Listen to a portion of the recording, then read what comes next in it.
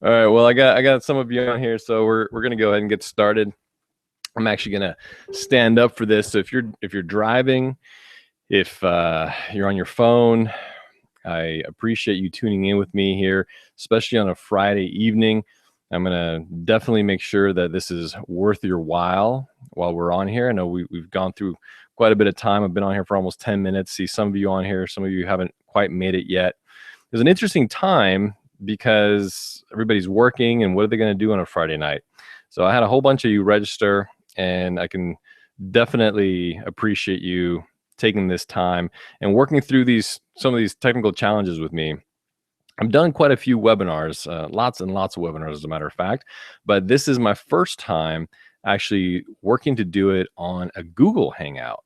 So I figured this would be an interesting situation, and it was recommended to me by somebody that does a lot of webinars, and they said, you know what, Google Hangouts doesn't have any limits. Like, a lot of the webinar platforms have limits as to how many viewers you can have. So here we're unlimited, and we're going to dive right into the content.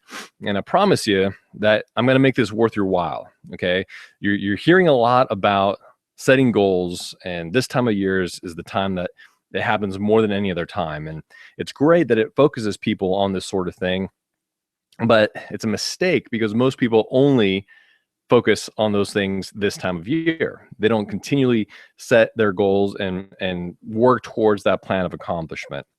For those of you who don't know who I am, my name is Ivan Obron. I am your leadership and success and real estate investing life coach. I'm also a keynote and seminar speaker, and I just got back from the Transamerica Financial Advisors Wealth Bowl this past weekend, and that was just such an awesome event. Got to speak in front of 300 people and kind of relay this same message to them. And it really resonated well with them. I got a lot of positive feedback. And I said, you know what? I gotta share this with everybody else. Just because you couldn't be there doesn't mean that this information isn't valuable and it isn't going to help you. And that really is my passion, is to go out there and help people and empower people to help you reach higher levels of success, awareness, leadership ability, focus, and financial freedom in your life. And you really can't get to that financial freedom portion without the focus, without getting that higher awareness of or level of awareness, and without increasing your leadership ability and your skills. So first and foremost, let me thank you once again for being here. I truly am honored to spend this time with you, and I want you to know that I'm coming to you today and every day as one of your biggest advocates. Where, you see, I think that our visions and a lot of our goals and dreams are aligned with one another. Like you, I want to create freedom in my life for myself and for my family. I want my daughters to be able to experience all the wonderful cultures in the world, not just here in the United States. And I really want to be able to take care of my mom when my dad is gone. And like you, I'm sure I want to create true financial freedom in my life. And so if you resonate with those things, then I think we'll get along just fine. I think you're going to get some value out of here. And besides saying thank you, I really want to congratulate you for being here, for taking the time, for investing that time and making the sacrifice, especially on a Friday night, to be here. I congratulate you, and I want you to know that because you've made that choice and you're making that sacrifice, that you really are in the top 10% of society today. Do you realize that? It's only the top 10% of society that invests their time in personal education and personal growth and continued education and seminars and books and audio cassettes and coaching and mentorship and all those sorts of things. So you're 10%, or the top 10% of the population. I know you might be thinking to yourself, well, you know, if you only knew where I was today, or how much money I made last year, or making right now. And hang on a second, the live feed. Okay, where I'm gonna keep getting mixed up with this thing. Hopefully you guys are getting all this. And so because you're here, it doesn't matter necessarily where you are right now. That might be true. Maybe you had the worst year of your life and you're coming out of it. And that's okay, because what I've realized and come to understand that is that it doesn't necessarily matter where you are right now, where you're coming from. What really matters is where you're going. And the fact that you're here, that you're making this sacrifice, that you're making this investment in time and commitment to yourself means that you're going somewhere great, doesn't it? It means that that's where you're planning on going, somewhere great, not staying where you are. So congratulations. I'm super, super happy to be here with you. And like I said, we're going to keep this fast paced. We're going to keep it entertaining and definitely make it worth your while. So I want to talk about a subject that I'm pretty passionate about. And if you've never heard me speak, or if you've never really experienced me on this level, I want to just prep you that I can get a little carried away. Okay, I can get a little passionate about these things, and I want to convey that passion and that energy to you, because this stuff is important. And most people talk about setting your goals. I want to talk about accomplishing your goals, right? Isn't that what we're really after anyway? Isn't that the reason that we set them in the first place? And then all of a sudden something happens and we don't necessarily get to where we want to go. So let me ask all of you a question. This is a rhetorical question, of course, because you can't necessarily answer me unless you can figure out a way to type a question in the chat box there, then you could. But let me ask you this. How many of you actually have set a goal and have it clearly defined and written goal in your life? Think about that for a minute. How many of you have actually done that? And if you have, congratulations again. That's the best first step that you can take. But let me ask you a follow-up question to that. How many of you set that goal and then didn't quite reach it? Yeah. If you're like me, you've been there before. You've set a goal, you've written it down, you time bound it, you did all those sort of things, but for some reason you didn't reach that goal. And I can tell you from personal experience that, man, that is really frustrating, isn't it?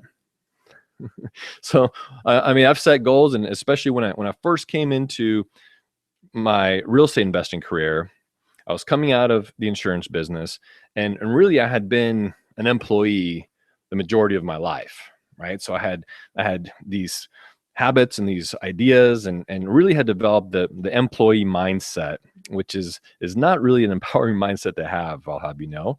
And so I came into the real estate investing world, and I thought, man, as soon as I started jumping into that, I realized really quick, I'm becoming an entrepreneur. And if I'm going to actually be able to do this, I'm going to need to figure out how to do this on my own. I'm going to need to figure out how I can go and get better and improve and figure this whole personal development thing out. And that's when I started down the road of personal development and achievement, and figure out, okay, well, goal setting is an important thing. So I would set a goal, I'd write it down. As a matter of fact, for a long time, I would write my goals down every single day. Just my big picture goals, I would write them down every single day. And all of a sudden, a year later, I find myself, not only did I not hit that goal, but in some cases, I was going in a completely different direction.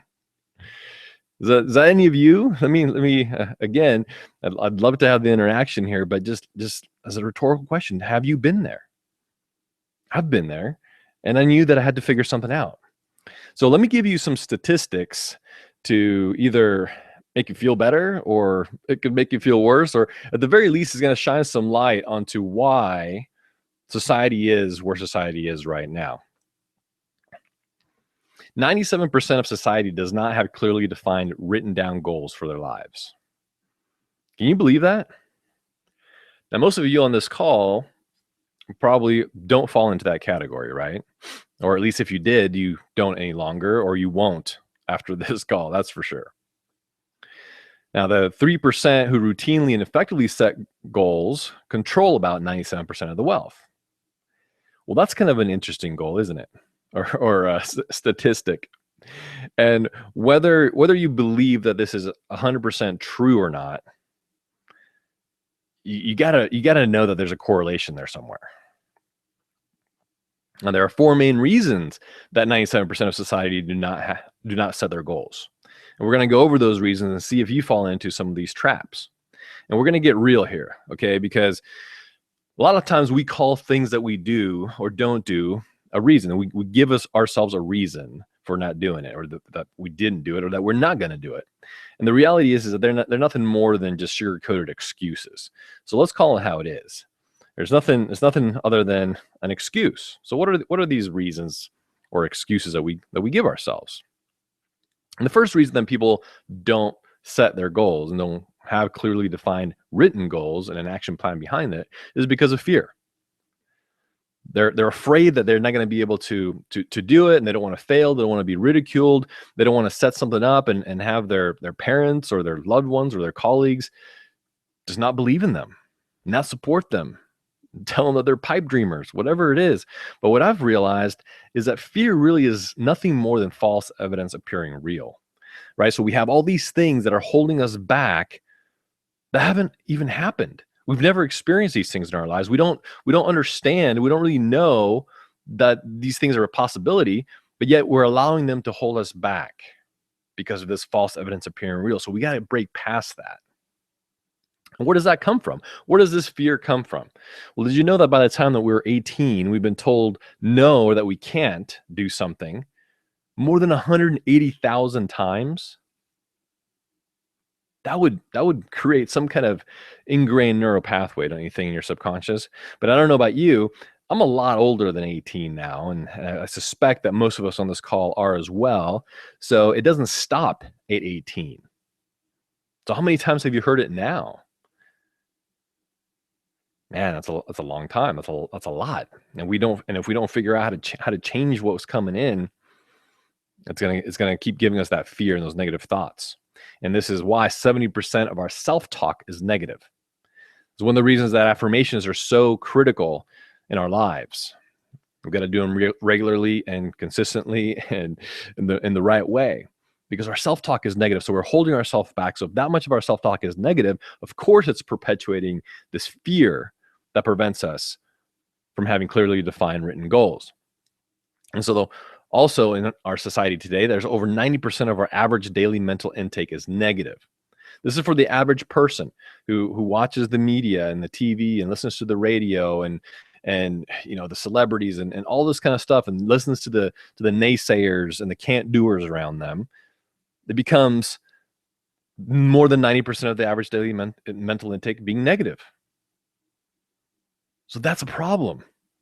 That's a problem. That's one of the reasons that's contributing to all these things. And especially if you haven't gotten into a point where you've developed yourself enough to where you understand that you have to create these shields, these mental shields, to prevent the negative stuff from coming in and intentionally feed yourself and bring the positive things into you. Because haven't you noticed that the negative stuff just kind of finds you on its own, and the positive stuff doesn't necessarily just come to you? You have to go seek after it. But that's part of your personal development. So that's the first reason why people just give themselves the excuse not to set a goal, not to set those clearly defined written goals and an action plan. So the second reason is that people don't set goals is due to a poor self-image. And this really kind of is supported by the first reason, right? We already gave all those different reasons, all those different statistics. It's contributing to our self-image. And we don't believe in ourselves. We don't have that level of conviction that we can do anything. We can create our lives. We can take on the world. We can do all those things through progressive action steps. And we don't affirm ourselves. Or maybe we don't have a loved one or family that affirmed us or affirms us. And so we have this negative self-image, and we just think that we can't do these different things. So we're not even going to try. We're not even going to go through the process because we're just going to let ourselves down, just like we always do. The third reason is that people have not sold themselves on the personal benefits of taking the time and doing the dedication and putting in the hard work that it takes to get yourself there.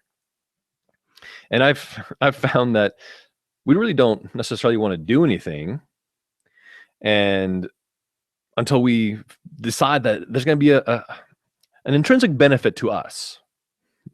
Now, some of you know that I was on the radio for a year on Bloomberg. We had a daily radio show 5 days a week live. And so I like the analogy of that everybody's favorite radio station is WIIFM. What's in it for me? And until we sell ourselves on the benefit of something, we just won't put our time into it. And I used to be this way with reading, right? Before I got into being an entrepreneur and really pursuing the personal development side of things, man, I just wasn't a good reader. I would tell myself that, and of course, I believed it. I asked the right question, so I got the right answer. Yeah, no, you're not good at reading. You're not that I wasn't good at it. I just didn't enjoy it. I didn't like it, right? Because I didn't see a benefit. Now all of a sudden, when I started realizing, well, you know what, leaders are readers, and again, the top percentages in society are the ones who read the most. You know, the top 1% of society reads in excess of 60 books a year, and the average person reads less than one book a year. So that's big, right? So I decided, you know, there's the personal benefit to me. I need to start reading. And man, I would never go back. I would never go back, but I had to sell myself on that, just like I sold myself on the benefit of taking the time and going through the process of understanding how to not only set goals, but accomplish them after I've written them down, after I figured out what in the world they are. So you got to sell yourself. You got to understand that there's value here. The fourth reason is that they simply don't know how. I don't know how. And you know that not knowing how to do something is one of the things that holds people back the most. Well, I don't know how to do that, so I'm not going to do it. I don't know how to do that, so I'm not going to try. And the reality is that once you understand that you know and that you don't know how to do something, instead of letting that stop you, that should become your to-do list. Learn how to do this thing. I understand and I realize that I need to know how to do this to take my life to the next level, to progress from here to there. I need to know how to do this. And you're focusing on that too much. And that's the reason that people don't do it. And you know, the great thing about this one is that this is the easiest one to overcome. And I'm going to help you with some of that tonight. Okay. So strap in and get prepared because we're gonna get going. Now, before I get, I'm not going to spend too much time on this graphic here, but I want you to understand that when you approach the goal setting process, it has to be a balanced approach. What most people do, and what you hear most people talking about, is stuff related to their business, their career, their job, their finances, how much money they're going to make this year, how many calls they're going to have to make, how many sales they need to make, you know, what their target numbers are, and it's all very, very one-sided. It's kind of like all relating around finances, money, career, job, business, etc. So it's all like that. But you got to look at all the other areas of your life as well. There's another 8 to 9 areas that you got to focus on. So your body, that's your health and fitness. That's a very important aspect of it because that's going to support everything that you do. That's going to be able to give you the energy to work those long hours and put the effort in and that you're going to need. You got to have your body in alignment, and that exercise and that health and nutrition is going to feed your brain the things that it's going to need to have in order to be creative, in order to be able to put up with stress, in order to be able to just get through the tough times, especially if you're trying to build something new or you're going and becoming an entrepreneur, you know, a network marketer or starting your own business. There are many, many, many different levels of entrepreneurship. And if you've heard me talk before, you understand that I fully believe that everybody needs to consider themselves self-employed, regardless of where you're working anyway, because that's the only way that you're going to take the right accountability to take yourself to that next level. Even if you have no intention or desire to start your own business, you do want to get to a better level than where you're at right now. So your health and fitness, your emotions, you got to have goals and visions for that. Like, what do I want to do? How do I want to feel? What's the environment that I got to create around myself and the people around me to improve the health of my emotions? Because maybe there's some people in your life that you would identify that maybe they're not doing you any good in that field. So of course, your finances, your career, your spiritual life, that's very important. You got to have some goals there. Your contribution. Man, if all you're doing this is for money, then what's the point, right? You gotta analyze, how do you want to give back? How are you going to add value to other people? Do you have anything that you're really passionate about as far as helping in your community and your other organizations or causes, your family, your friends? Maybe there's a way that you could help them, and you understand that you cannot give out of what you don't have. So you have to have those visions again to kind of keep you balanced. Your relationships. This could be your friends and family.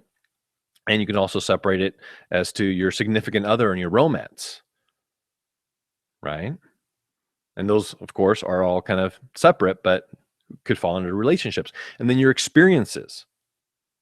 What do you want to do with your life? Where do you want to go? You're working to create this income, this financial freedom for ourselves. What are you going to do with it? What's going to motivate you? What's going to drive you? What experiences do you want to accomplish and achieve? What places do you want to see? Do you want to bungee jump? Do you want to scuba dive? Do you want to walk on fire? I mean, whatever it is, do you want to go on a cruise for a month? Whatever those experiences might be. I like setting a 90-day holiday or 90-day getaway. Okay, do you want to set something like that? What does that look like? That way you can recharge with your significant other at least every 90 days. You do a little quick, 2 or 3 day jaunt somewhere just to connect, just to get away. So there's all these areas that we got to look at besides just, career, finances, money, blah, blah, blah, blah, blah. Okay. So we're not going to go deep into those things. I just wanted you to get that overview and understand, get your mind thinking in the right direction there. So this is Christian Simpson, and he's one of my coaches, and absolutely no exaggeration, he is rated as one of the #1 coaches in the world. And the reason that I'm bringing him up, and I'm going to give you a little illustration about Christian Simpson, is because no matter where you get to in life, what area, what field, what level you're at, you're always working to grow. You're always finding areas to improve yourself, or you should be. And I can guarantee you that the top level people, the people that you would think, oh, well, wow, look at them. They shouldn't need to focus on personal development and growth and learning, and et cetera, et cetera. They're the ones who are the most committed to it. How do you think they got there in the first place? So they're going to continue doing that, and which that works. So there was a particular time here in the not too distant past that he had set a goal for himself along the health and fitness line where he wanted to lose 25 pounds. And he was getting kind of frustrated because he was having a hard time losing the weight. And he went to this lecture conducted by a famous doctor in the UK by the name of Anna Zarabian. And she's done a lot of work with the National Health Service in the UK. And during this particular lecture, he started to kind of speak up and complain, saying that he knew he had a strong will, but he couldn't lose this weight. And he kind of stated his case, saying, I've completed a black belt. I've completed multiple marathons. I've even completed the London, or I'm sorry, multiple triathlons. And he's even completed the London Marathon. But he couldn't lose the weight. But I have a strong will. And so Dr. Zarabian said to him, it's pretty clear to me why you haven't lost the weight. You're using the wrong tools for the job. And at that moment, he kind of looked like a dog who just heard a whistle, and she continued. She said, you have a strong will. Yes. You say you have this strong will. And he agreed. And she's like, all right, well, show me this will of yours. Will yourself to sweat. Will yourself to sweat right now. Go ahead. Will yourself to sweat. And other than feeling pretty sheepish at the moment, he couldn't do as she commanded. And she continued and said, do you know why you can't will yourself to sweat? It is because the will is a function of the conscious mind, and sweating is a function of the subconscious mind. And the more you try to use your conscious mind to perform a function of the subconscious mind, the more difficult it'll become. And so I think we have to ask ourselves, is our subconscious stopping us? Is it getting in our way? 80% of our behavior is run by our habits, and our habits are a function of our subconscious mind. Those behaviors, therefore, are what produce the outcomes and results in our lives. And quickly I realized that your habits, man, those are the things that you don't necessarily even think about, right? They're habits already. So we got to take a closer look at our habits. And I'm gonna hit you with kind of a sobering statement and maybe a stinging statement. Where you are today, whether you like it or not, whether it's good or bad, is a sum total of every action and inaction, every decision that you have made in your life up to this point. So if you love where you are right now, then congratulations. Keep doing a little bit more of that and figure out how to do it even better. But if you're not quite satisfied with where you are, or if you're just downright unhappy where you are, I'm going to suggest that in order for you to get yourself out of that, the first thing you have to do is take accountability for yourself. Own up to it. Take the blame. Understand that it is your fault, as harsh as that might be. Yeah, I'm not here to coddle you. I'm here to tell you how it is. And it's a realization that I had to make in my own life before I could really change, to become an accountable person. Now, once you get over that sting, guess where you find yourself? You find yourself in an incredibly empowered and empowering place, because now you understand that, yes, I may have gotten myself here, but you know what? I also have the power to get myself out of here and go from here to there, to where I want to go. And that's a great place to be. Carl Jung said that until we make the unconscious conscious, it will rule our lives, and we will call it fate. And that's what I realized, that's where I had gone wrong. You know, I remember telling you that I had written down plenty of goals and not hit them. Well, that's one of the things that I did wrong. I didn't take the time to make the unconscious conscious. It was my habits that were preventing me from moving forward, and in fact pulling me in the opposite direction, because I still hadn't overcome this whole employee mentality. I hadn't fully learned and developed into the person that I am today, and into the person that I was becoming, and into the person that I will be. Because I'm not done growing. I got probably another 85 years before I'm done growing. Just at the rate of, we're living longer and longer now. So I'm just throwing it out there. So I'm going to suggest that you need to look at some of those things too. All right. This is about the time where I would ask you if you might be feeling like this a little bit.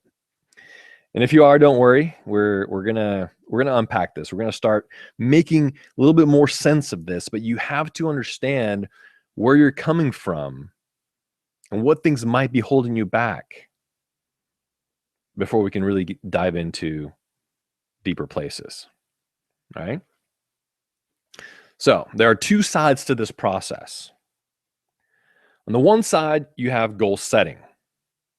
Everybody's heard about that. Everybody's done that, right? On the other side, you have goal achieving. And that's really what we're all interested in, right? What do you guys think about my castle? What can I say? I mean, some of us have bigger goals than others, I guess, right? A bigger belief system in what is possible. And that's okay. That takes time to develop. So what you have to understand is that goal setting is an intellectual and emotional process. It's a skill that you must learn. While goal achieving is a lawful process, and it adheres to the creative laws of anything that grows. And if you don't fully understand what that means right now, that's okay. This is kind of going to get clear and more clear to you as we go along. All right, but just understand that. And what a lot of people do is they make a mistake in the beginning parts, when they first approach the goal setting process. And ultimately, that mistake will doom that goal pretty much right from the beginning.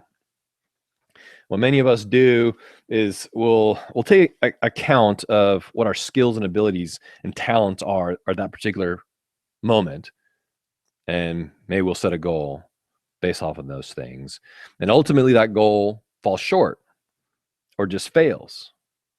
But what I've come to realize and understand is that you don't necessarily need any specific skill or talent to accomplish a goal.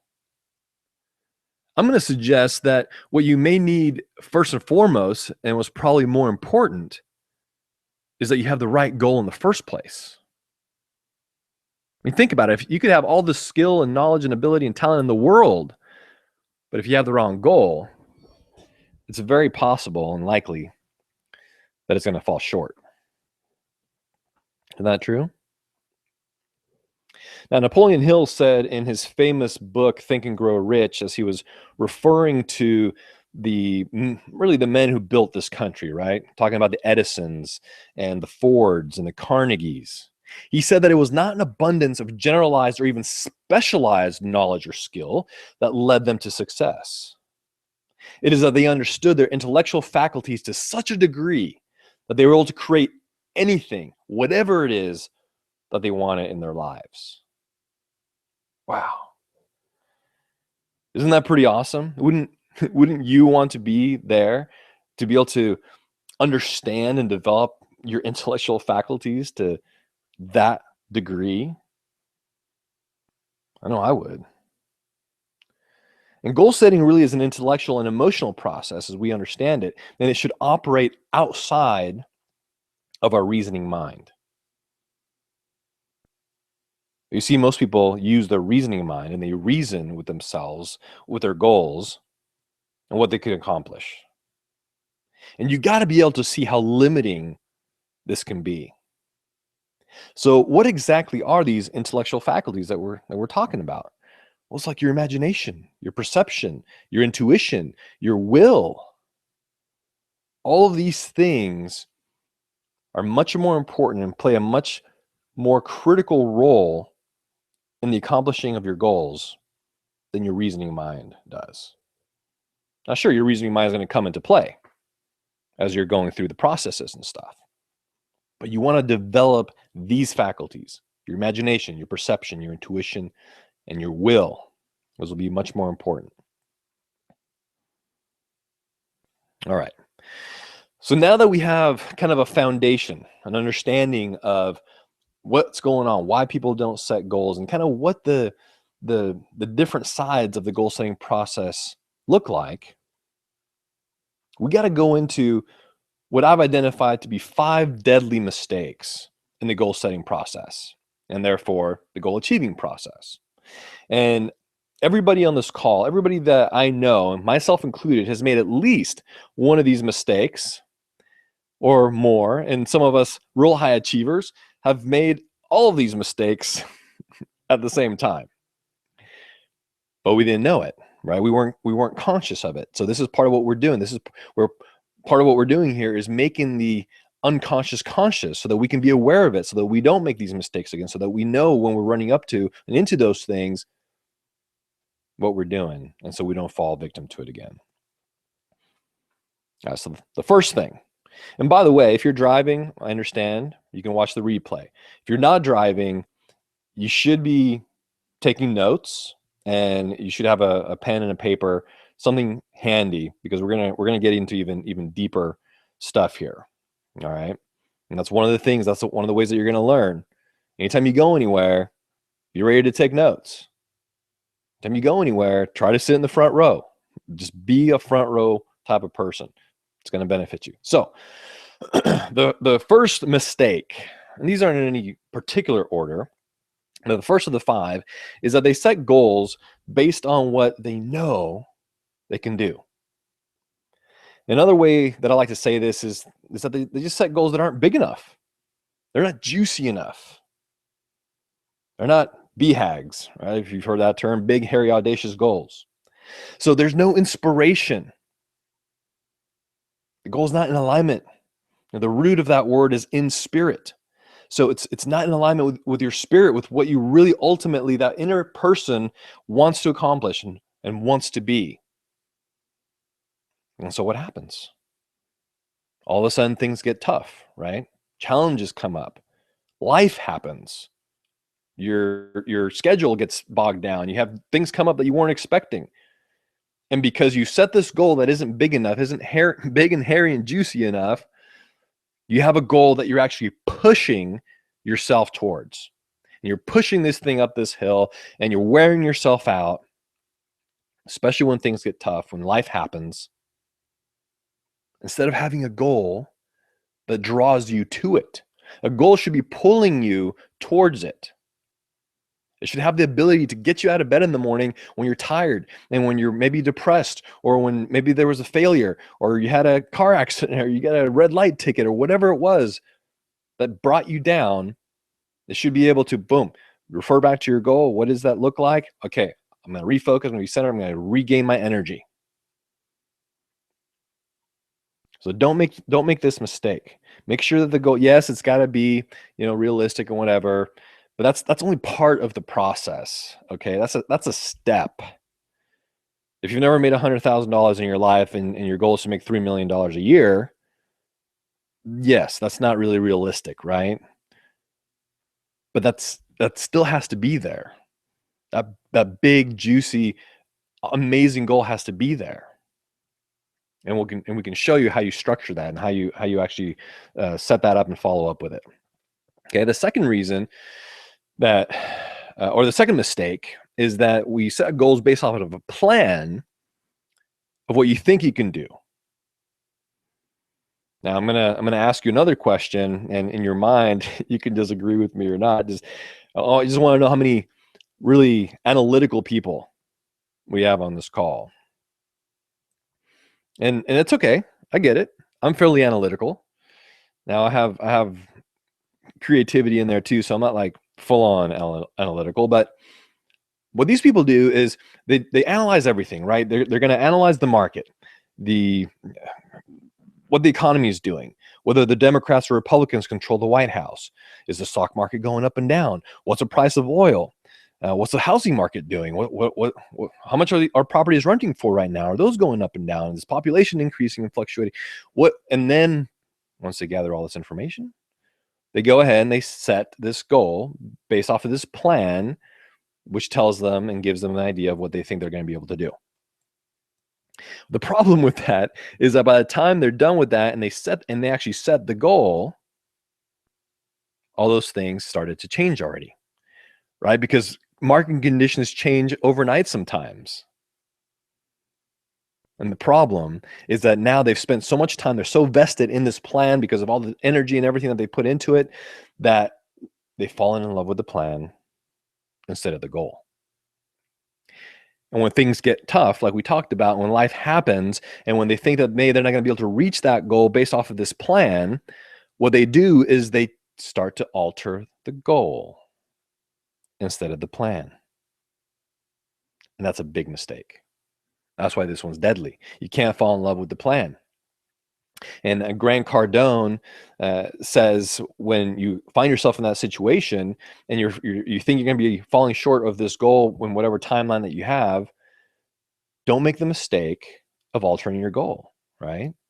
Because you know how people alter those goals? They lower the goal instead of increasing their level of activity and not sticking to a specific plan. So again, don't make this mistake. Avoid it. Fall in love with the goal, not the plan. The third deadly mistake is focusing on the how instead of the why.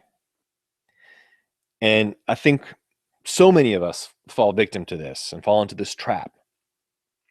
We set the goal and immediately we start to question ourselves, well, how are we going to do that? We've never been able to do this before. How do we possibly think that we're going to be able to accomplish this? And your self-limiting beliefs and your little negative self-talk starts chipping away at you. And pretty soon your, how am I going to do this, just finally becomes, well, I don't think I can do this. And those self-limiting beliefs and thoughts aren't alone, are they? Now you have your family and your colleagues and your friends telling you the same thing. Well, how are you going to do that? Who are you? You've never done something like that before. How's that even possible? Right? But did you know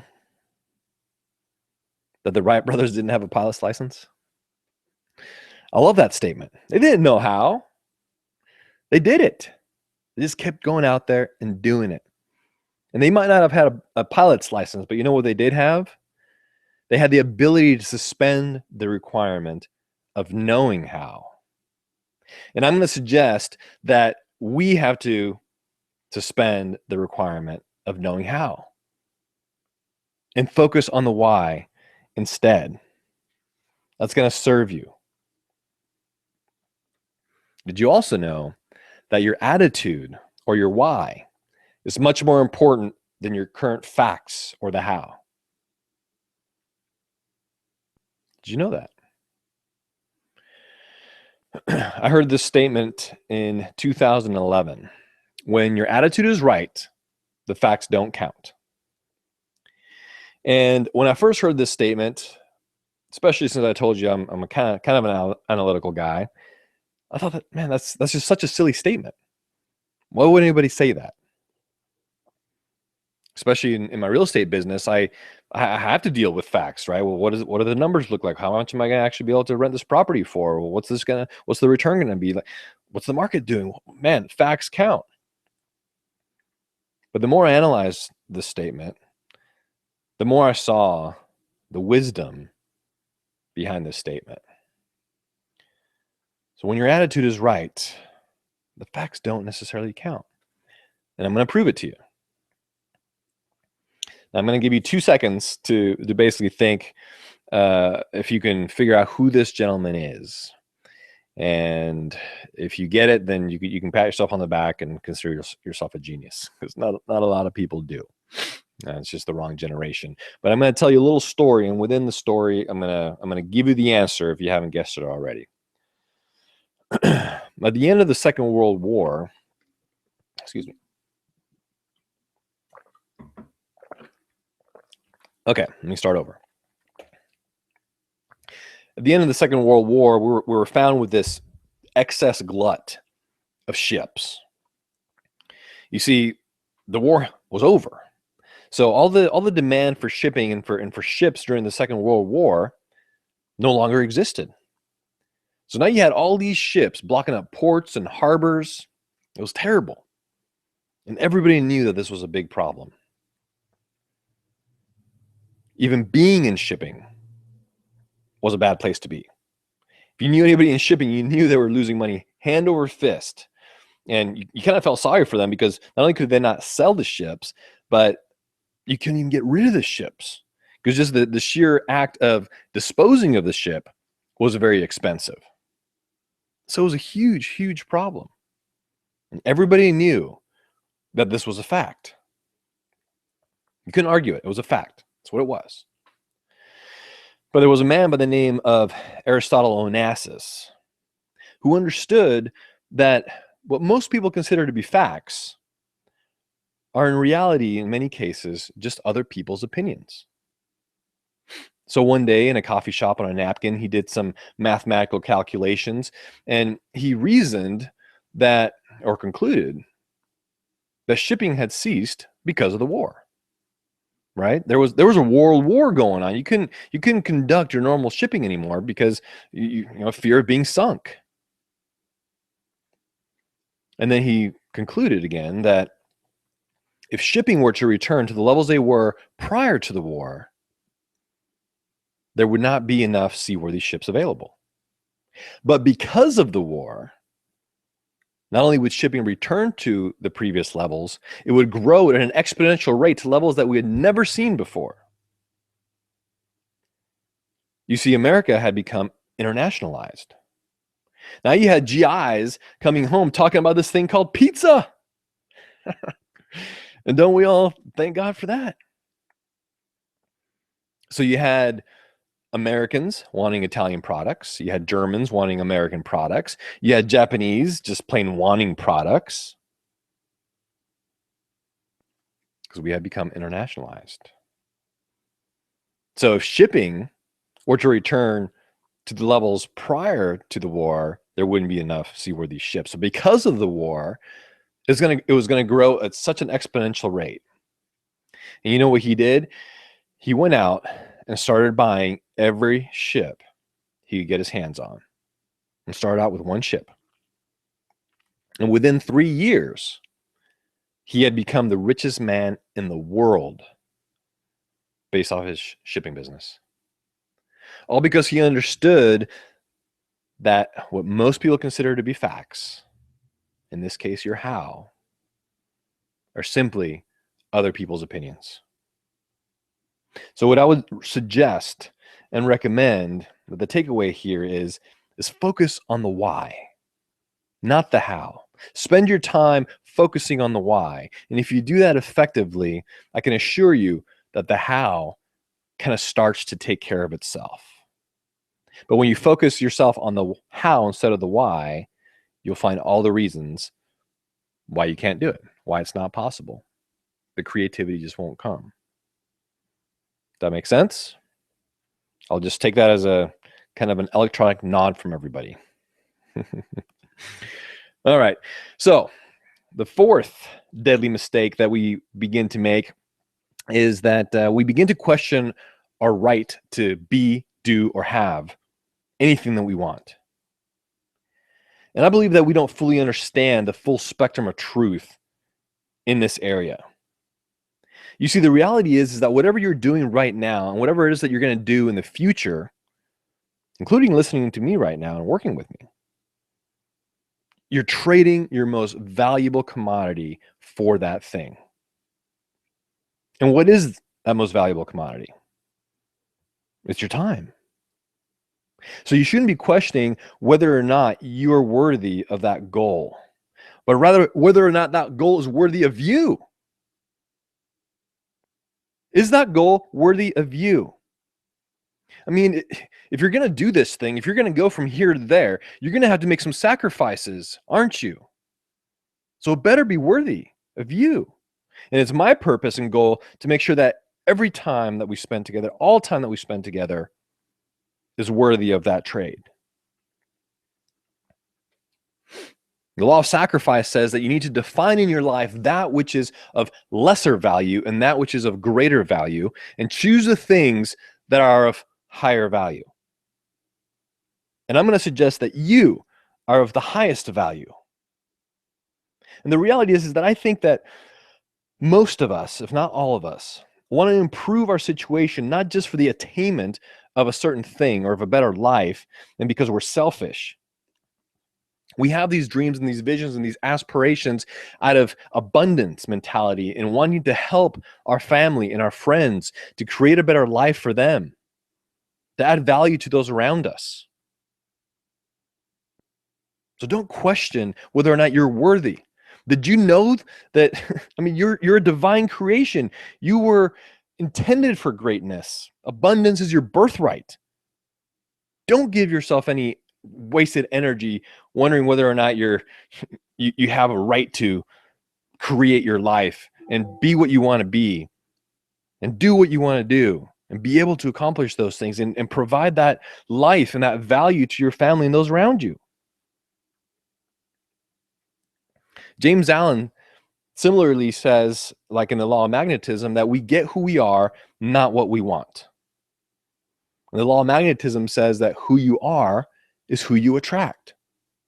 So consider this in your personal development journey, because understand that whatever it is that we want to accomplish, where we want to go from here to there, what we want to attract into our lives is going to require the cooperation of other people, right? It's going to require us to work with other people in some way, shape, or form. So you want to make sure that you're attracting the right people, that you are becoming the right person. And that's the whole part and the whole point of personal development. It's for you to grow. James Allen goes on to say that you can never outperform your own self-worth and belief. This is so true. You will never be able to do more than what you believe you're capable of. And you will never give yourself more value than what you feel that you're worth. And guess what? Whatever you feel you're worth is what other people will believe that you're worth. And in many cases, they'll believe that you're worth maybe even a little bit less. So that's not where you want to be. Don't make this mistake. It'll kill you. All right, the fifth mistake. We think that the purpose of the goal is to actually get the goal. I'm going to let you marinate on that for a minute while I take a drink.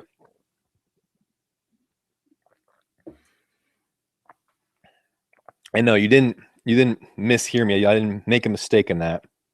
I know you're thinking, well, isn't the purpose of the goal to get the boat, or to get the six-figure income, or to get the house, or to get the girl, whatever it is?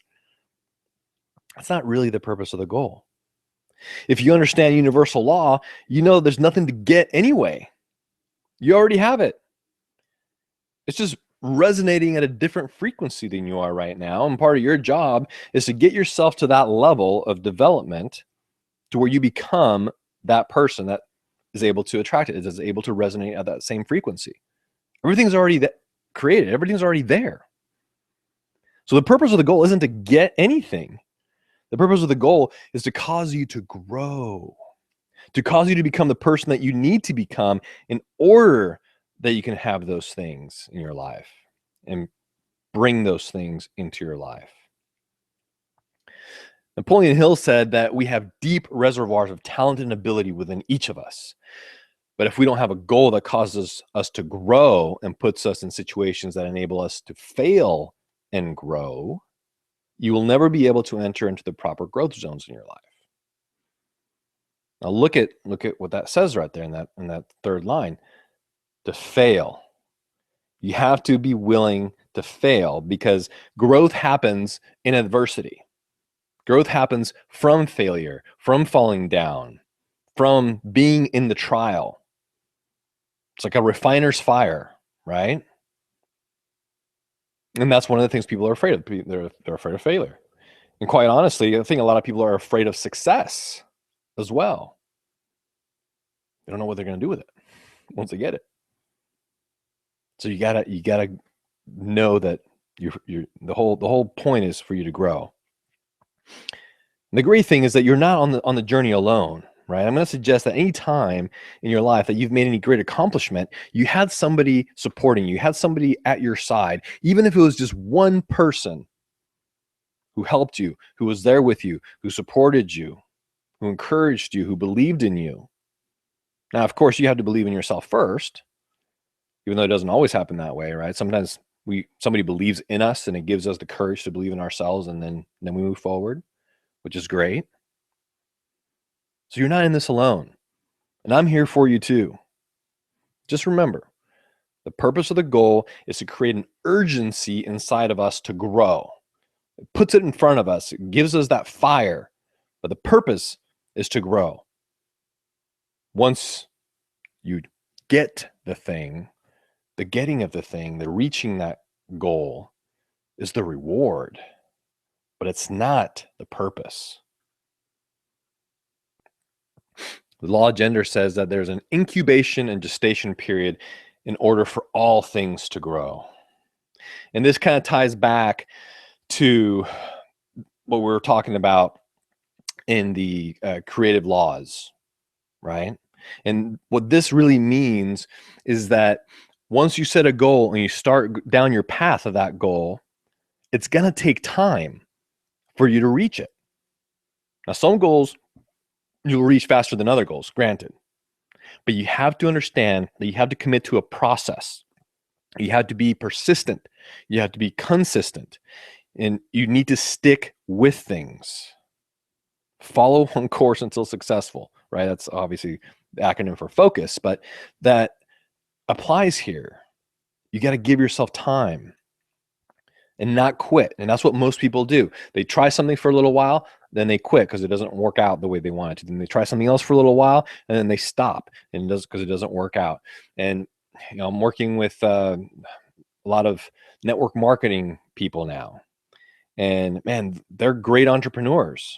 The problem is that they haven't a lot of them haven't gotten their head on straight and understand that you're becoming an entrepreneur. Just because you have a huge support group around you and other people doing it and this compensation program and system, it doesn't mean that it's still not your business. It's still not your work. You're still becoming an entrepreneur. Starting a business is tough. It takes work in order for it to pay back. And the only way that it will is if you stick with it long enough.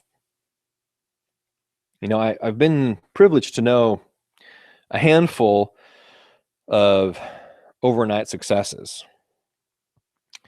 And all of them, I think, became an overnight success in about 15 to 20 years. So then, boom, all of a sudden, they were an overnight success. No, man. There's an incubation and gestation period in order for all things to grow. And of course, this applies to goals as well.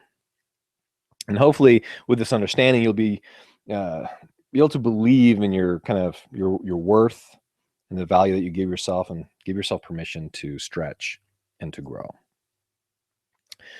All right. Woo. Well, we made it to that portion. Hopefully I didn't scare you too much or yell at you too much. Well, let's do a quick recap so that we understand what we've learned so far. Okay? So the first thing, there's a direct correlation between effective goal setting and high levels of success. We understand that. 97% of society does not set goals versus the 3% who do. We must become or overcome our fear and invite the life that we want into our lives. Very important. We must work daily on our personal development and positive self-image. You are super awesome for investing in yourself and being focused on your growth and tuning in to me, listening to me on the replay, wherever you're catching this. You're awesome. Give yourself credit. We must fully believe that effective and continual goal setting is a major benefit to us personally. If you are not sure how to set goals, well, that's easy. We can help you with that. Goal setting is an intellectual and emotional process that can, and of course, must be learned.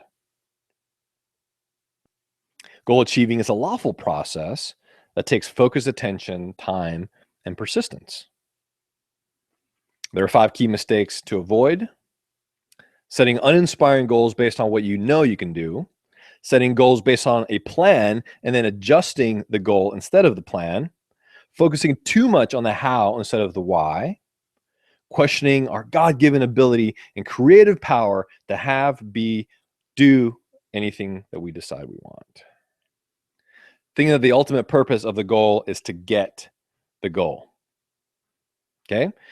Congratulations, you've made it through most of this presentation so far. I hope this is working out well for you. So now we're going to go over, so what are some of the basic things that we'll need? Okay, because when we approach the goal setting process, there's a few things that we're going to need. There's not a lot of them, but let's go through them. First thing you're going to need is a goal setting journal. I recommend a journal so that you can keep a log of all your goals. Now you can tear off sheets and create different ones to hang them up on the wall or whatever you need to do for more of your short-term goals. You can do that, but you want a goal setting journal. And it doesn't matter what it is. This is what I started with, is just one of these college ruled or wide ruled spiral notebooks. And I used to, like I said, I used to write in it every day. And the reason that I wanted to have something like this is so that I could eventually have a bookshelf just filled with these, that I could go back years later and review them and just see my progress and see how my goals changed. And I think that's going to be really, really cool. Now, my wife, on the other hand, being the interior stylist and organizer and really, like fashion Nazi that she is, decided that I needed to have something a little bit better. So she got me this. It's a nice bound, silver leafed, inspiring notebook that looks a little bit nicer and everything, and lets me know that my life is now and I need to seize it and make it amazing and surround myself with love, laughter, and truth and let my heart be my guide. And above all, Make every moment count, because today is the day. So you can have whatever. What you do want is something that is going to last you a little while, at least. Now, the next things that you're going to need, besides a note setting or a goal setting notebook and your pen, is going to be your attitude. So before you start to set goals, you want to get yourself in a positive state prior to writing your goals. So if it's after work or if it's whatever, it's usually not the best time. I recommend doing it in the morning. I have this whole system called morning transformation ritual. And I recommend that as part of your morning transformation ritual, that would be a time that you set your goals. You write down your goals and you figure those out. Now, it might take you several mornings, by the way, several times. You might not be able to do it all at once. In most cases, you won't if you're doing it right. You got to get yourself into a focused state and be committed to the process. Because again, remember, this is a process, especially when you do it right the first time.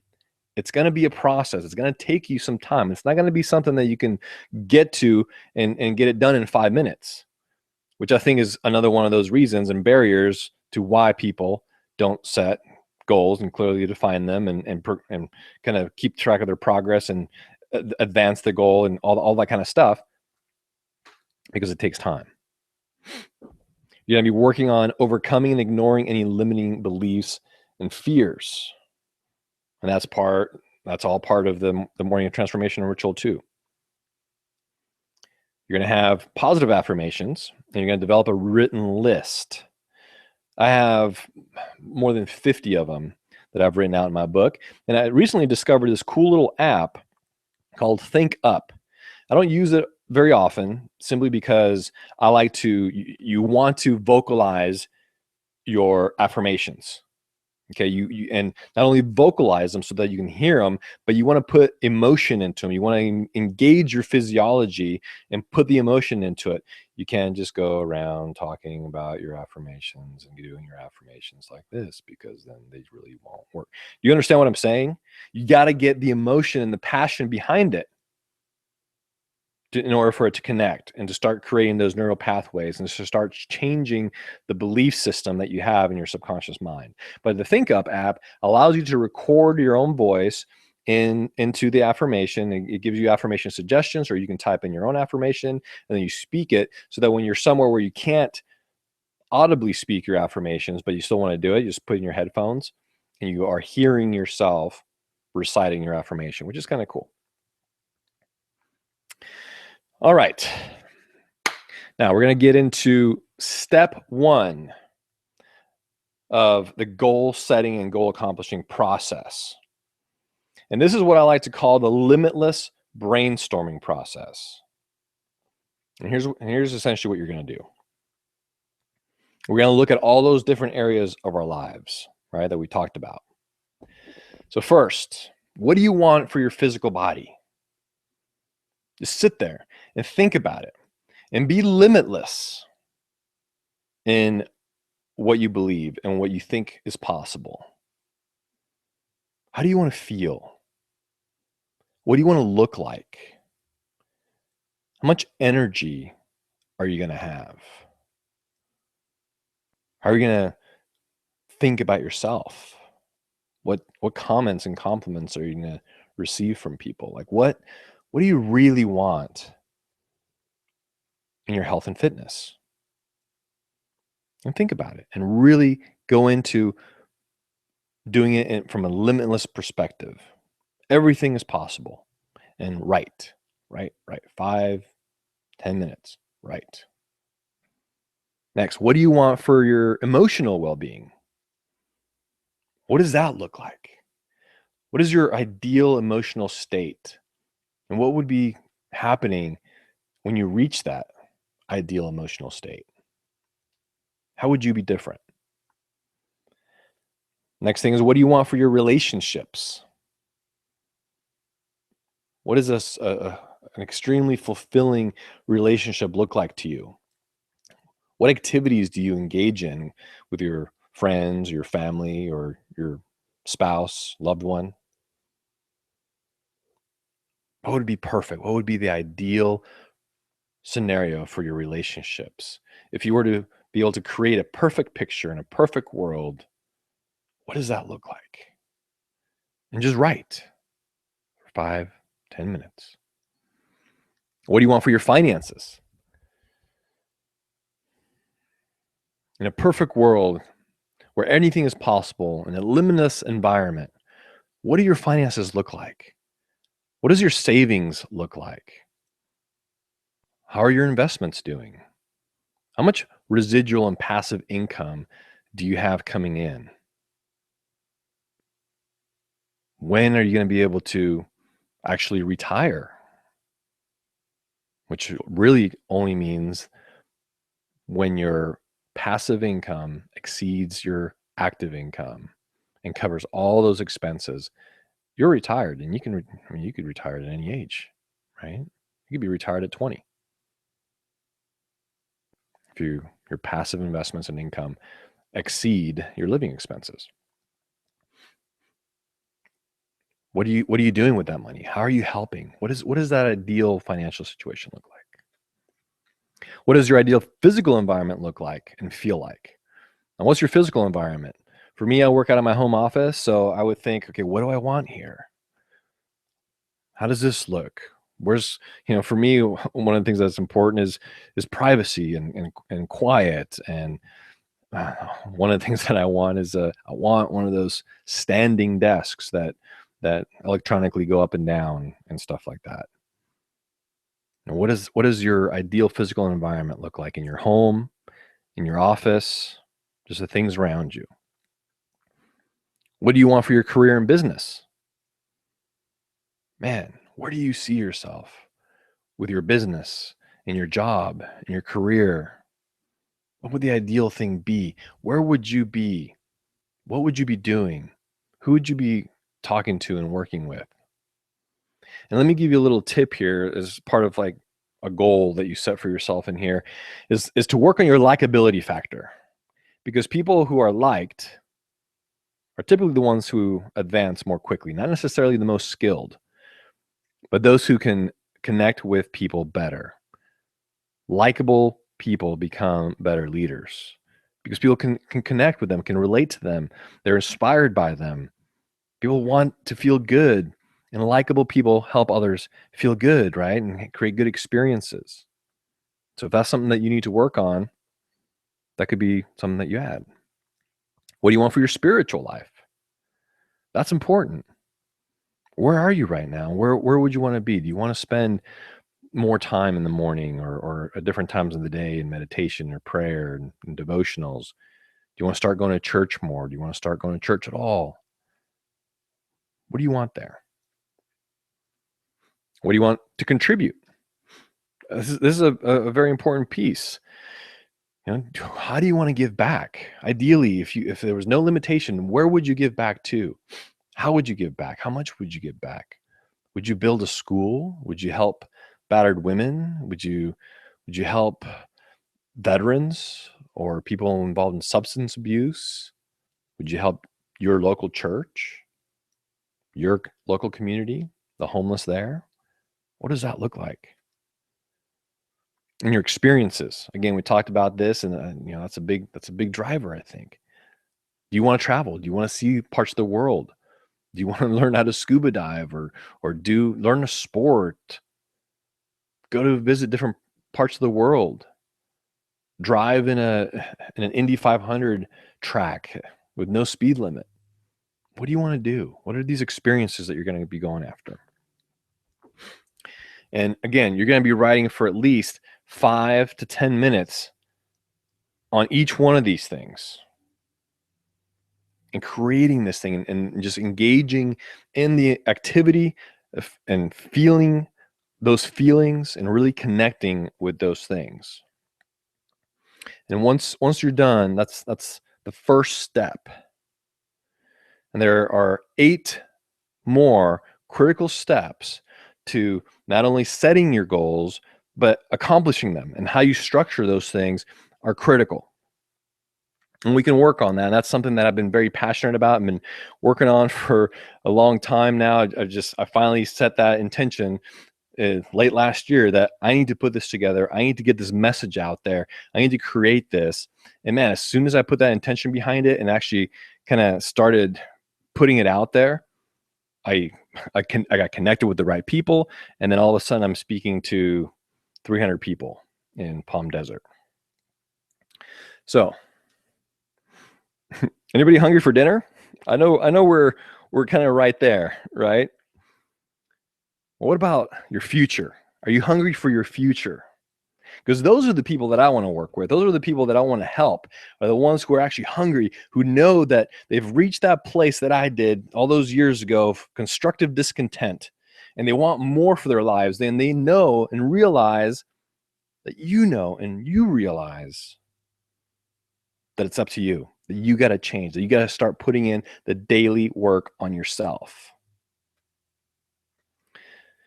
Before we get to the next part, I want to tell you all a little story. It's about two golfers. Now, I don't know if there's any golfers out there, but I like to golf. I wouldn't necessarily call myself a golfer based on my scores and how many times I play per year, but I like golfing. And I, you know what I found is that no matter how bad we might be at it, it doesn't necessarily lessen our love for the game. We don't have any less fun out there necessarily. We don't regret necessarily that we went out there. So that might be you. So maybe you can relate with this story. And there's these two golfers, not good golfers at all. You know, kind of like this guy you're seeing on your screen. I mean, these are the type of golfers that bring weed whackers with them in their golf bags. You know what I'm saying? They have a beagle that comes along with them so they can really find those balls that they keep losing. Well, so here they are. They're out on the first tee, and the guy tees it up, and man, he just connects with this ball, and he's excited. He sees this ball go all the way up in the middle of the fairway. And he's super excited. You see, he's never been in the middle of the fairway before. And they get in the golf cart and they're going out there, and he's getting even more excited because man, they're about to pass 200 yards. And when he gets to his ball, not only was he in the middle of the fairway, his ball had rolled up onto about a 4-inch anthill. So not only is he in the middle of the fairway, his ball is teed up. So he's excited. He goes and he grabs his golf club and looks at his buddy and points to the golf ball and says, "This is of God." And he goes up to it and just swings it as hard as he can and completely misses the golf ball, but kills 5,000 ants. Well, miracle of miracles, that ball is still teed up on about a 2-inch anthill. So he goes with that 3-wood again, and he just goes for it again, just about to try to come out of his shoes. And he completely misses the golf ball yet again. This time killing 4,495 ants. True story. There's 2 ants left. And one of them looks at the other and says, "I don't know about you, but if we're going to survive this thing, we have better get on the ball." And that's what I'm going to suggest to you. If you're going to survive this game of life, if you're going to take yourself from here to there, you have better get on the ball. You have better do the work and take action in your life and get the help and resources that you need in order to do that. So by now you have a very clear understanding of why you've been limiting yourself when you haven't set goals, when you haven't set those clear expectations. You've learned the 5 mistakes that you're making. You've gotten all these barriers and roadblocks out of the way. You understand how to start and how to approach the goal setting process. Next question I would ask you is, are you going to take action? Are you going to use this information and move forward? Because remember, the biggest gap between where you are and where you want to be is the gap between what you now know and the resources that I'm going to make available to you and what you actually do with it. Because understanding this and hearing this webinar and going through it and even making notes isn't enough to get you to that next place. So what could you do now? Well, there's something that I've been working on for a while. It's not ready yet, but I'm creating this whole digital course to go over not only part of this process that we went through here, but all the steps and resources and worksheets and things to help you understand and lay those things out, lay those steps out, and actually create the steps to accomplish your goals after you set them, because setting them is only the first couple of steps. And that course is going to sell for $97. But what I'm going to offer to you is another option. You can work with me personally, where we'll work together and hammer everything out face to face. Instead of you having to watch me on a digital course that you can't ask me any questions or work with me on, you can work with me personally. And my normal a la carte rate is $200 an hour. What that means is that if you're not a coaching client, if you haven't committed to yourself to really take yourself to that next level and engage in professional coaching, you just want to come to me for a thing here or there, that's my normal rate. But because you're on this webinar, I'm going to go ahead and offer it to you for the same price at $97. And I'm not even going to put an hourly restriction to it. It might take us an hour and a half. It might take us 2.5 hours. But I'm going to walk you through the entire process that I've structured, and we can work on it together. You can ask me whatever questions you want. We can do it in person or over the phone. It doesn't matter. And I'll offer that to you. The other option, of course, is to really commit yourself to long-term transformation and growth and come on board as a coaching client. And as a coaching client, you get all my resources, everything that we do, all the curriculum that I have as a Maxwell certified coach and trainer, and you'll have access to me directly. Here's the thing, that there is a 6-month minimum commitment. You have to commit yourself to your personal development, because remember, there is a gestation and incubation period for everything to grow. You're not going to change overnight. You're not going to grow overnight. You're not going to become this amazing person overnight. You're going to start the process.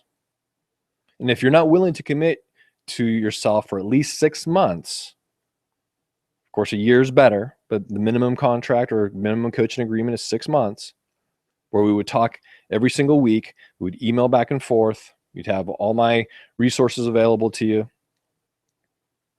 Then we can't work together. Okay, because I don't take people on a month-to-month basis, and really doing it the a la carte by the hour becomes fairly expensive.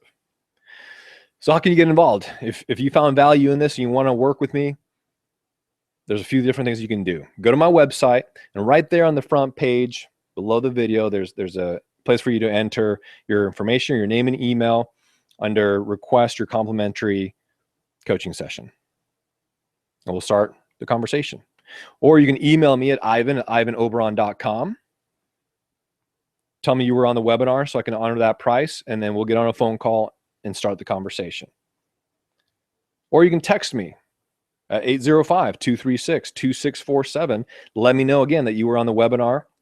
We can start a conversation and get to know each other a little bit better. I don't want to send you to a cart, and I don't want to send you to some other page. I want you to know that I want to work with you directly. You're going to have direct access to me. I want to be different, because this is the whole reason I'm doing this, is to add value to other people. And it's my mission and my duty to do that. So feel free to use any one of those methods.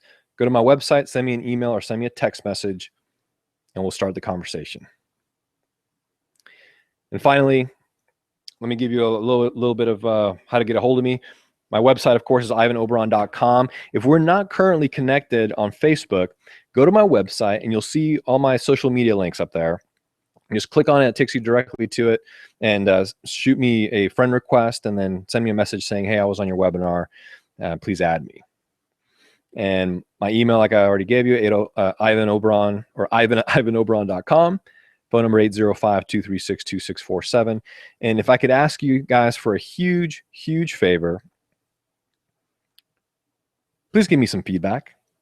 If you wouldn't mind taking literally about 3 seconds, and you probably won't be able to click this link, but it's surveymonkey.com/r/7pg9h7s.